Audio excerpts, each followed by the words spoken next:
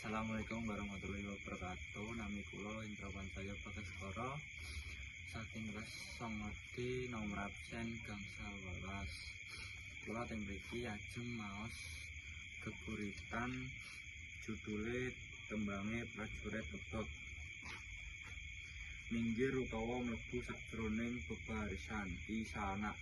Kiye bergodo turangga sing bakal robos sabrang zaman, sing ora bakal maras maring sawerane gegaman, ora mingset merga panase palangan sing agi kobaran, apa maning mung rajang pukus owah gingsire kahanan.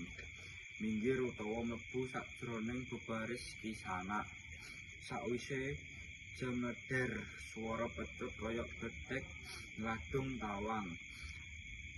Ndedel pukuse dupa, kule nguntapno sawerane indang. Aja wani-wani rika nyepelekno, najan mung wujude jaran ngepang. Kiye panjenengane Gunungan Senopati, manggala sekabehane perang. Mayuh bali maring tetembange Kakinini sing gawe ati wening.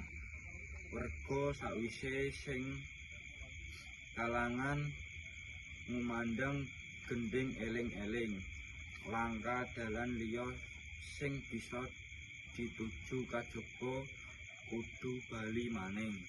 Balik nudoni iline bapa Srayu sing tansah gawa piweling. Mulih marang antenge Kaki Slamet sing tetep goleh njaga papaling. Suwun.